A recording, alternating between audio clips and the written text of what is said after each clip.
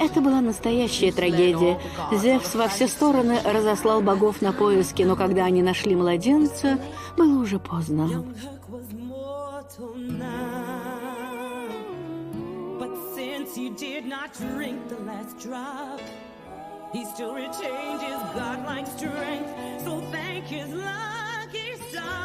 Расскажи поподробней.